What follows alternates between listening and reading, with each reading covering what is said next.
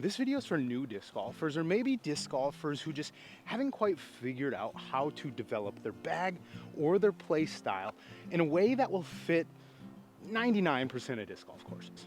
Let's get right into it. The things that I'm gonna be going over today are: one, building a one angle game. Two, building a bag or a disc selection that matches that one angle game. And three, I'm pretty much just gonna break it down for you on like why I think this will get you better, or at least like able to compete with like most disc golfers out there, because the reality is most disc golfers are bad at disc golf. It's true. And very small number of disc golfers are really good. We're just trying to get you to that spot where like you're better than most people and you just like really enjoy this game. So let's get right into tip number one. There's three keys to disc golf: driving, approaching, and putting. You need all three to do this disc sport. So the angle that I'm talking about when I'm talking about a one angle game is a hyzer, okay? For most people, it's the easiest shot in the game. Over the last few years, if you listen to the Disc Golf Network commentators, or even probably on Joe Mez as well, one player specifically, Aaron Gossage, who has a power forehand, power backhand, smashes hyzers. And in a lot of instances, they talk about how him having that one angle game makes him excel in the wind, makes him excel when it comes to consistency. That might be the only two times, because that's kind of just all that it takes. But basically, for him, he throws the same shot over and over and over and over again. And it's harder to mess up a shot when it's the only shot that you're throwing. But I'm not out here to tell you guys that you need to learn how to throw a hyzer. Hopefully, if you're watching this video, you already know how. It's how to develop your game a little bit further. Let's get into that. So first, you got to find a disc that you really like. One that preferably goes straight. For me, that is the Buzz SS. I usually bag 3 of them: a flippy one, a straight one, and a stable one. Now, the reason I do this, and they don't have to be the same disc, but I like that. I like having that similar hand feel, all that good stuff.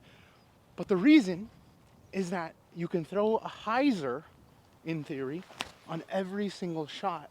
And if you know what your disc is gonna do, you know how the disc reacts to that hyzer, stock hyzer release, then you cover 3 slots. You cover the hyzer, you cover the flip to flat straight shot, and you cover the hyzer flip to late turn and hyzer shot. So before we get further into this video, I want to make it clear, I'm not a disc golf coach. I built my game this way without even knowing it for over 10 years.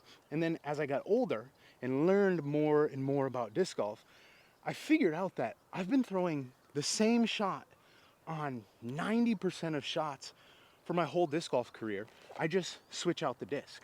If I need it to go right, I throw a disc that is flippy enough, like this beat up Buzz SS, to hit it on that same hyzer release, but at the end, it's gonna turn over. Now, there's gonna be people in the comment that say, Brad, what about windy days? Kind of like today. Yes, I understand that sometimes the Gannon Buhr flex style game, or just different shot shapes overall will be needed. But remember, this video is for people who are bad at disc golf and they want to get to that spot where, hey, if you're out at your local course, you can attack that course and feel happy with your game in a very simple way. And I think it's going to result in lower scores. So another thing that I want to talk about when it comes to building that bag is how you develop other slots or other speeds, we'll say. So I love the Buzz SS. If you watch my channel, you know that. If you're new to my channel and you stick around, you'll hear me talk about it a lot more, okay? But what I've done is I've said, okay, I can throw a Buzz SS, we'll say between 250 to 350 feet, and I can make it do pretty much anything that I want to. But what if I gotta throw less than 250 feet? And what if I gotta throw over 350 feet? What if I gotta throw 450? And then after that, I'm just smacking it as hard as I can and seeing what happens. But you get the point. What I've done is I've tried to find discs that I think mimic the Buzz SS in terms of flight characteristics or controllability, but get me those different distances, basically. The first one is gonna be the Cicada. So the Cicada in my mind is basically just a 7-speed Buzz SS. The way that I can throw the Buzz SS, I can do the exact same shots with the Cicada, but it's gonna go a little bit further. Now I said I can throw the Buzz SS 350, but the reality is if I step up to a hole that's probably over 320 feet, I'm probably gonna just reach for the Cicada because it's gonna be a little bit easier. Now, that kind of theme goes even a little bit further. The DD1, guys. The DD1 is a disc that I absolutely love. It is an 11-speed distance driver, goes really far, has a ton of glide, but something that it has, in my opinion, that a lot of distance drivers don't have is, for some reason, the low speed stability and the low speed fade seems so much less than your other typical distance drivers. What I mean by that is that if you're new to the game, you'll quickly find out if you go to your local shop and you pick up a 12-speed, a 13-speed, you're gonna throw it, it's gonna crash left on you. You're gonna be like, why can't I throw this thing straight? Well, that's because high-speed stability, you can't get the disc up to speed, but the DD1, for my arm speed, now you're gonna have to find something that, works for you, but if you throw similar to me, try one of these, trust me. Basically, I've found that for distance drivers, in accurate shots that go about 400 feet, the DD1 is my best option. I have 3 of them, just like the Buzz SS. I have a stable one, I have straight, and then I have understable. Honestly, these two are kind of similar, but this one's definitely a little bit more stable. And in my mind, when I step up to the T-pad with the DD1 in hand, all I'm doing is throwing a Buzz SS that just happens to go 400 feet. Now, your goal when developing a bag is to do that with many different slots of discs, many different speeds. While we walk over here so I can demonstrate some more shots, I want to go over why I think for most disc golfers, this is a good way to build your game or build your bag. A lot of people are building their bags for Pro Tour style courses. They're filled with distance drivers, they're filled with fast stuff, they're filled with discs that they don't need, but because you're consuming so much content of the pros, and they're throwing the Destroyers, the Venoms, the Nukes, all that stuff, you're like, well, I need those in my bag. And now, yes, I have stuff like that in my bag, but the reality is I rarely ever reach for it. And this video is for the player who 99% of the time while disc golfing is playing their local course or just that classic local course, wherever it is, wherever you live, wherever you're traveling. And this game, I think, fits most courses where the average hole length is 200 feet to 375. And if you're lucky, you got some 400 plus footers.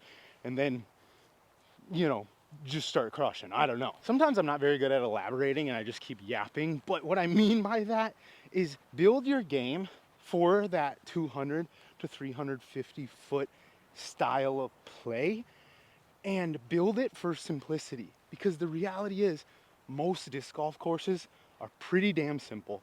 You could probably bring out 2 to 3 discs in your putter and shoot the same scores you always do with your full bag.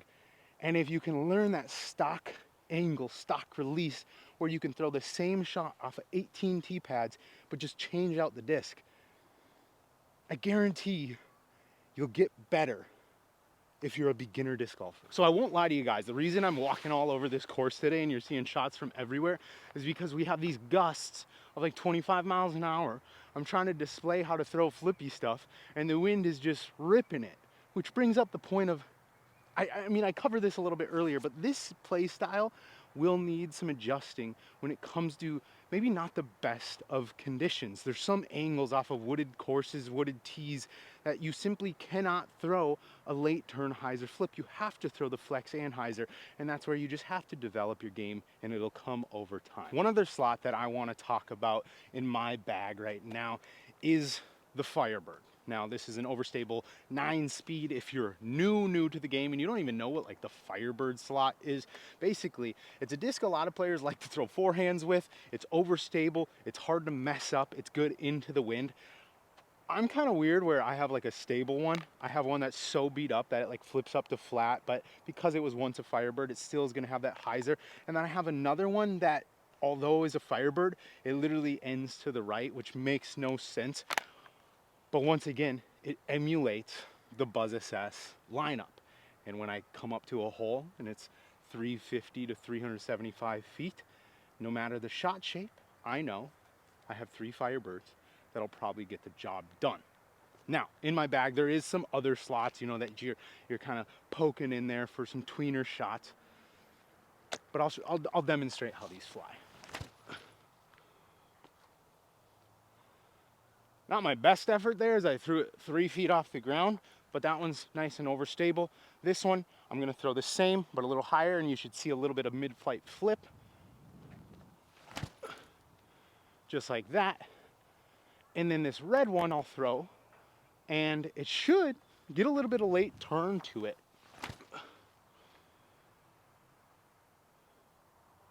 Yeah. And so the reason that I'm kind of preaching that you want to learn this hyzer release is because a lot of holes or a lot of shots on a disc golf course, like your average disc golf course, you're probably going to throw like 9 hyzers, and it's the easiest shot in the game. So if you can just learn to get really good at the easiest shot in the game and then change out the disc, I just think it makes sense. I don't know. I've also been trying to develop my game away from only that to more, you know, flex shots or pure anhyzer shots, straight shots. Like, because I developed my game like that for years, I've actually had trouble throwing flat, whereas some players are just really good at throwing flat. Now, could you do this whole concept and just throw them flat? Yes, but I think releasing on hyzer for most people is going to be a more consistent release than throwing flat. Throwing flat, I think you have a much your odds of like yanking it to the right is higher. Your odds of early releasing it to the left is higher.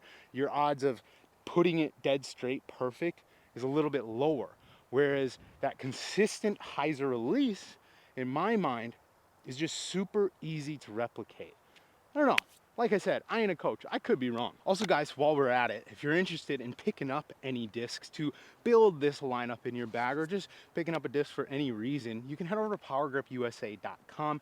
Use code Broderick, free ship. We changed it up a little bit. Spend over $25, you get free shipping. We just had a restock of the DD1s over at Power Grip. I was like, guys, I be talking about these things all the time. It's my favorite disc. Y'all ain't got, you got like one in stock. Load them back up. So a bunch of DD1s on there. They got Cicadas, they got Buzz SS's, Firebirds, all the good stuff. Go check it out. Supports me, and you save on shipping. And Power Grip, for everything new coming onto the site moving forward, they got pictures and profiles of the exact disc you're getting. I know they used to not have it. Pissed me off too, but we got it now. So go check those out. We're gonna rip some DD1s.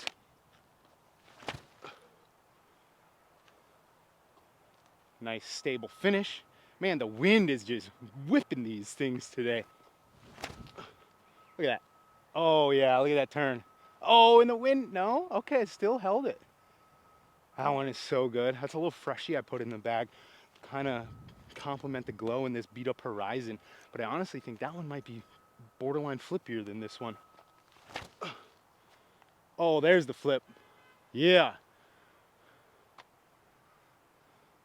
Well, guys, that's pretty much gonna do it. My point of this whole video today, this is gonna be different for everybody, but I found that where I see my highest success is if I can throw a disc on hyzer, but just change the disc. Throw the same shot off of every tee, change the disc. I even throw very close to the same miles per hour off of every single tee. I just change the disc. And now it might get, you know, it's at a point where it's maybe a little more complicated for me, but if you're a beginner watching this being like, oh, I kind of like what you're getting at, you know, then I think it can be very simple. If you are a beginner disc golfer, you play a course, maybe a 9-hole, maybe an 18, where most of the holes are only 250 feet, give or take, honestly, just get a Buzz and a Buzz SS and maybe like a, like a Meteor. I don't know why Discraft just comes to my head because I'm talking Buzz SS's. Until you find one you really like, and then maybe you can beat it up and cycle through the same mold. That's for another video. But if you have the stable, the straight, and the anhyzer, and then learn to throw them all the same at your local 250-foot course, and you're a beginner, and all your friends are beginners, don't send them this video maybe, but don't send it to them, because I bet in like a month you're gonna be so much better than they are. that's it for this one, guys. Otherwise, I'm just gonna keep talking about random shit and I'm gonna confuse myself. But hope you enjoyed that. Hopefully you got something out of that. We're gonna rip a cicada. I'm gonna show you just the beauty that is the cicada, and then we're gonna get out of here. Thanks for watching. We will see ya in the next one. Tailwind cicada kind of stable, not gonna lie. Creator of Frisbee Club, motherfuckers. The man, the myth. And right here, I have a frisbee bag. It holds all my frisbees, the ones I like.